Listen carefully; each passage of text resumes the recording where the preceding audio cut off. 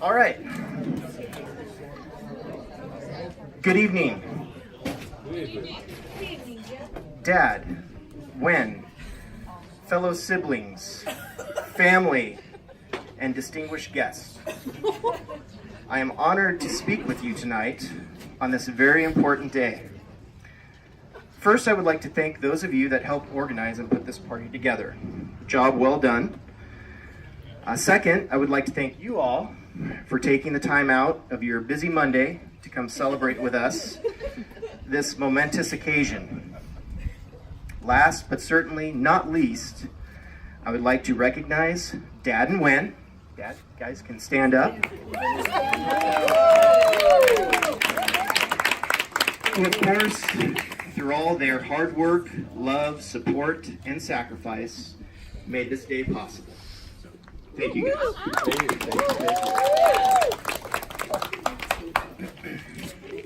Yeah, kind of face me a little bit. As the oldest sibling, I felt it my duty to speak with you all this evening and share with you a little bit about Kenna Hastings, the Kenna Hastings that I know. You see, I've always felt that Ken and I have had a special relationship growing up, a bond that can be attributed to many things.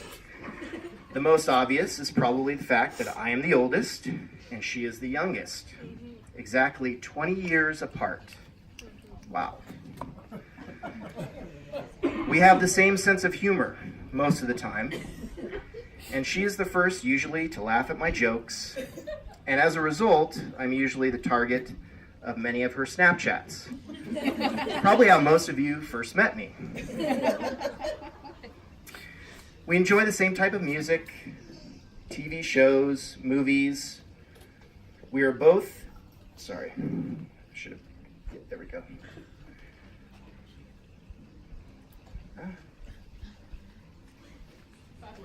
There we go. We enjoy the same type of music, TV shows, and movies. We are both huge Coach Taylor fans. Woo! And we share a love for South Africa and Weaver birds. Something between us.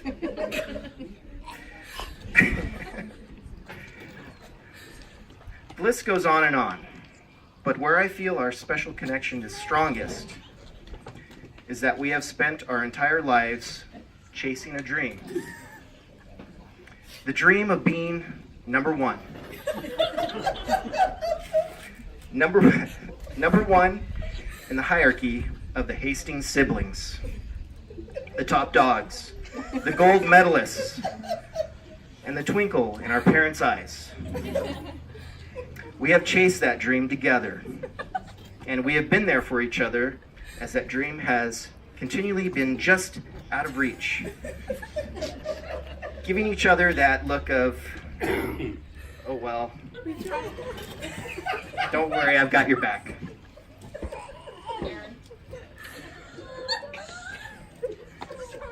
Aaron. Now, I would like to stop real quick and give a couple of disclosures. First, speaking for the both of us, there is no ill will towards our brother or sister at all. We love them very, very much, and we are all very, very close. In fact, I think Ken and I would both admit, if Aaron and Dylan were our kids, they would probably be our favorites too. Where's Dylan? I mean Dylan. Take Dylan for example. He has it all. The looks, the charm, the personality. He can hit a golf ball a mile long, excelled in sports, and one of the kindest people you will ever meet. He is a free spirit and has a passion for the outdoors and nature.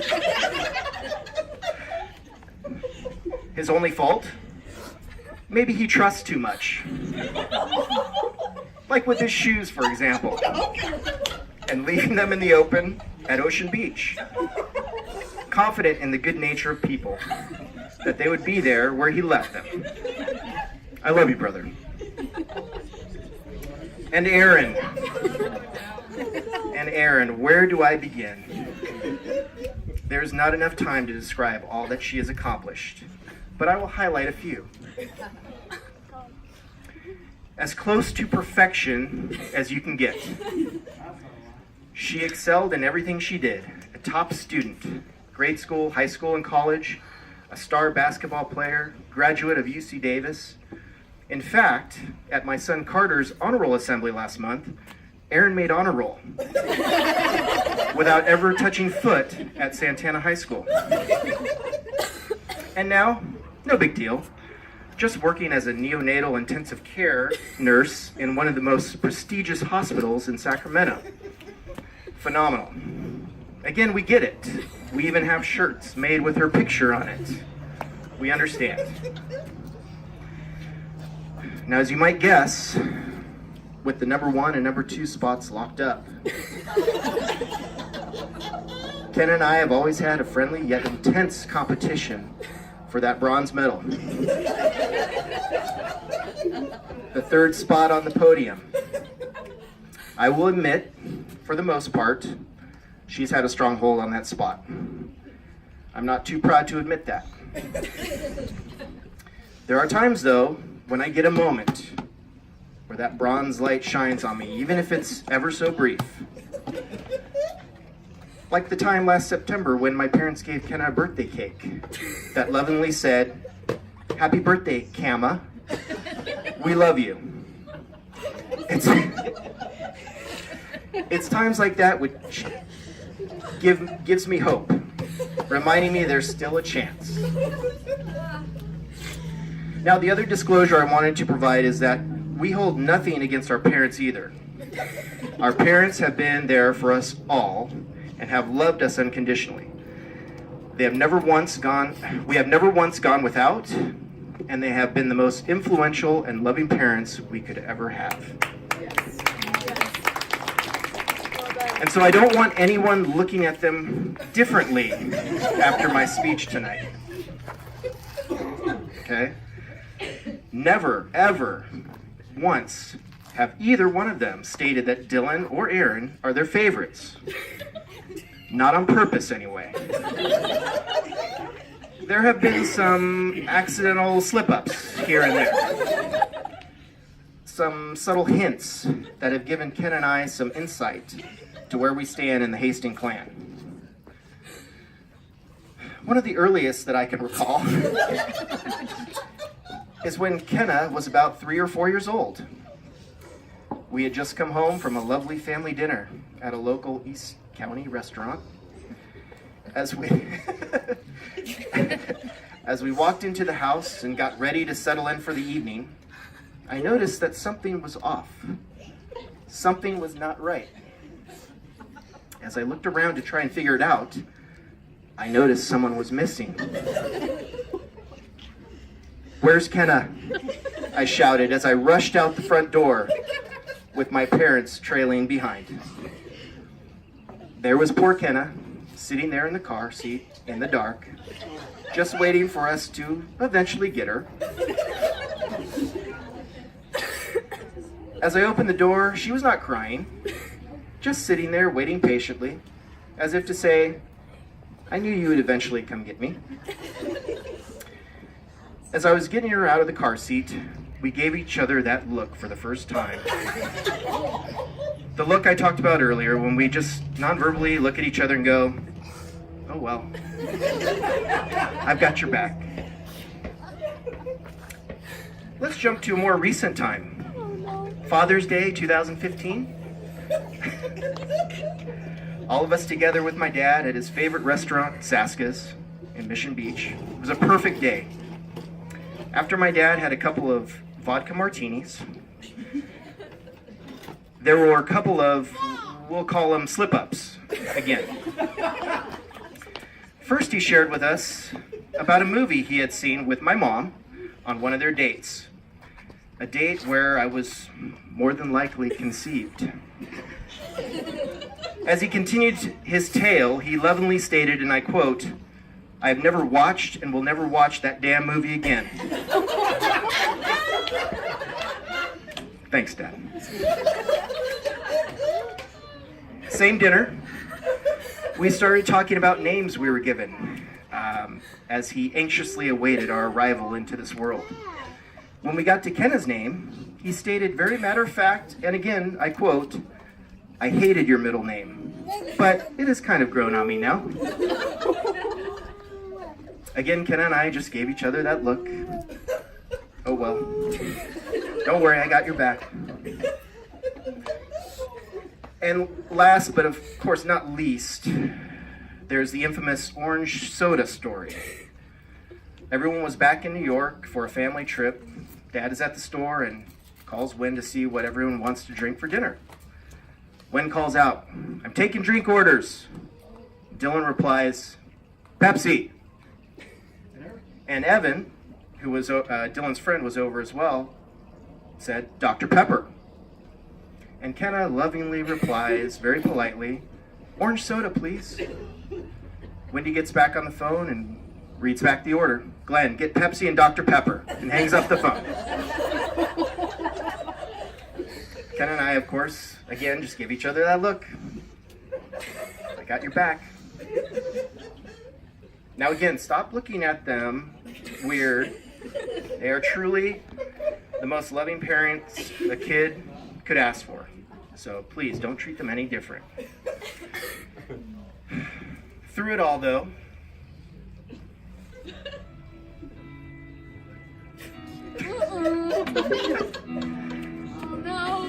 Kenna has set goals and achieved them ever since she was a little girl.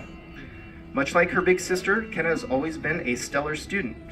Extremely disciplined and organized, she excelled every school year up to her graduation from SDSU with a final GPA of 3.97. Just below Aaron. I'm going to say just shy of Aaron's 4.0, but very, very close. Through school, she has worked with kids at Playtown and as a part-time nanny. With both, we have been able to get a future glimpse at the kind of teacher she is going to be, and all I can say is there are some lucky kids that will be starting school in a couple years. Kids that are going to be forever changed because they had a teacher like you. You're going to have a major impact on their lives, and you're going to start them off on their scholastic journey to be successful students. And they will feel loved because you will remind them each and every day that... Lily, can you help me real quick? What does Nana tell you all the time? That you are... Kind, you are smart, you are important. Good job. Good.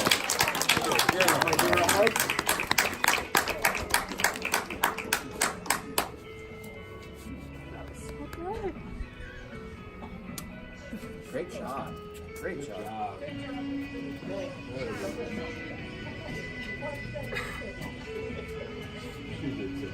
You are going to be their favorite teacher, Miss Hastings. You're going to have students that will decide to be teachers someday, just because of you and the impact that you made on their lives. Man, that is awesome. Kenna has also been a most wonderful aunt to my boys that I could ever ask for. She's been a friend, a shoulder to cry on, a person for advice, one of their biggest fans, and one of their most favorite people. Kenna, thank you so much for all you do for my boys, being a wonderful example that they can look up to and strive to be. I love and find comfort in the fact that they know they can come to you for anything and that you have always looked out for them. Thank you. Kenna is the most giving and selfless person I have ever met. She has and will always put the needs of others before her own. She always goes out of her way to make sure birthdays, celebrations, and holidays are special for those around her, and she makes you feel like you're number one. She brings a joy to our house that I'm going to miss dearly when she gets out on her own someday. but hopefully that's a way, way off. I have had the privilege to watch my sister grow up, from that little girl that used to call me with that sweet little voice and tell me each time our favorite movie, Color of Friendship, was on, to the beautiful, kind, and successful young woman we see today. Kenna, thank you for being not only a great sister, but one of my best friends. I hope that you know I will always make sure you're never left behind, and I'll always have your back. With that being said, I think we can all agree you've jumped up a couple spots. I think it's safe to say that you are now the number... Hey, Jim. Sorry to interrupt. Can I just mention something really quickly? Yeah. Sorry.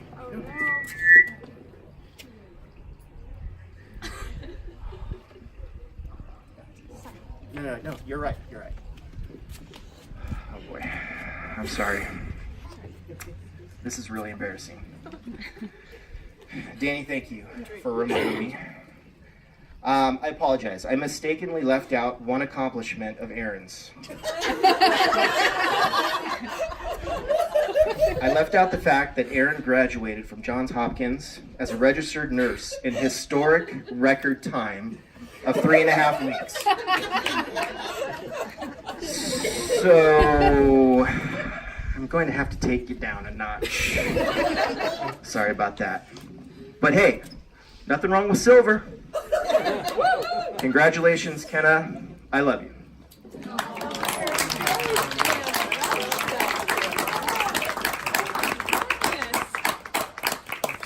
Very good. Well done.